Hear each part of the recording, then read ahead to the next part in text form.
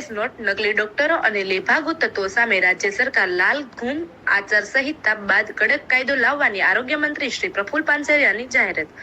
સુરત: રાજ્યમાં આયુર્વેદના નામે લોકોને આરોગ્ય સાથે ચેડા કરતા અને યોગ્ય ડિગ્રી વગર તબીબી પ્રેક્ટિસ કરતા તત્વો સામે હવે રાજ્ય સરકાર કડક વલણ અપનાવવામાં જઈ રહી છે.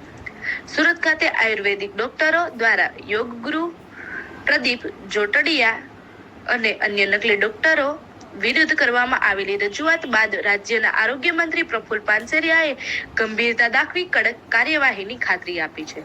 મુખ્ય વિગતો અને આક્ષેપો: યોગગુરુ પ્રદીપ જોટંગિયા નિશાના પર કામરેજ સ્થિત આશ્રમમાં આયુર્વેદના નામે સારવાર આપતા પ્રદીપ જોટંગિયા વિરુદ્ધ આયુર્વેદિક ડોક્ટરોએ મોરચો માંડ્યો છે.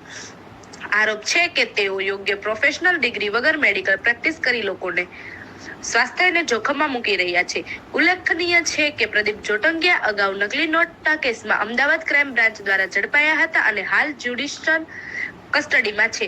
અંધશ્રદ્ધા અને જીવલેણ સારવાર: લેભાગુ તત્વો દ્વારા શરીરમાં સોય ભોંકવી અને દોરા ધાગા જેવી અંધશ્રદ્ધા ફેલાવી સારવાર કરવાના વિડીયો સામે આવ્યા છે.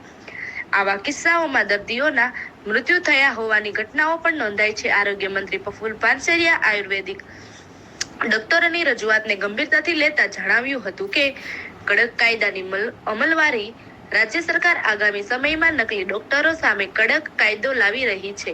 બજેટ સત્ર દરમિયાન આ અંગેના કાયદામાં જરૂરી સુધારા કરવામાં આવશે.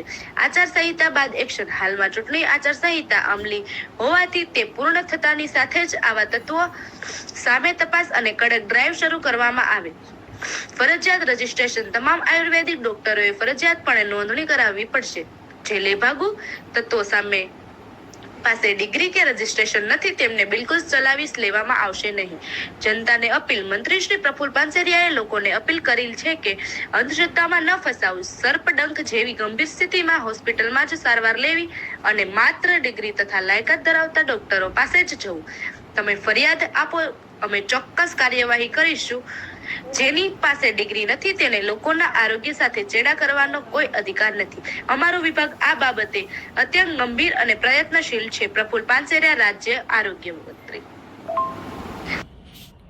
ભેળસેળ કરીને પનીર બનાવીને 1400 કિલો જેટલું પનીર પકડ્યું પોલીસે અને આરોગ્યના ટીમ સાથે મળીને. એ સબસ્ટાન્ડર્ડ નમૂનો સાબિત થયો છે. એટલે કે ભેળવેળ કરેલું પનીર બનાવેલું છે. તો આ પનીર હોટલો, મોટા ફંક્શનો હોય, જમણવાર કેટરિંગવાળાના હોય એમાં યુઝ થતું હોય અને હોટલવાળાએ પણ ત્યાં બોર્ડ મારવું પડે કે એનાલોગ પનીર અમે અહીંયા વેચીએ છીએ, જે હોટલવાળા કે કેટરિંગવાળા નથી. તો આ બાબતમાં અગાઉ પણ પરિપત્ર થઈ ચૂક્યો હતો અને પાછો અમે પરિપત્ર અમલીકરણ વધુમાં વધુ થાય એવો ડ્રાઈવ પણ અમે અભિયાન ચલાવીશું આરોગ્ય વિભાગ દ્વારા. અને લોકોએ પણ સહયોગ આપીને જાગૃતતાથી હોટલવાળા પાસે માંગવું જોઈએ કે તમે એનાલોગ પનીર આપો છો કે શુદ્ધ પનીર આપો છો. તો આ રીતે જાગૃતતા લાવીને ભેળસેળ કરનારા લોકો અને હંમેશના માટે ખુલ્લા પાડી રહી છે. ત્યારે એ અભિયાનની અંદર સૌ સાથે મળીને આવા લોકોને ખુલ્લા પાડીએ. બીજી વાત છે કે આમના કેસ થઈ રહ્યા છે. કાનૂન પ્રમાણે જ્યાં જ્યાં એમને નમૂના પહોંચાડીને એના ઉપર ફરિયાદ કરવાની હોય, નિવાસી કલેક્ટર, અધિક કલેક્ટર પાસે એમનો કેસ ચાલતો હોય છે.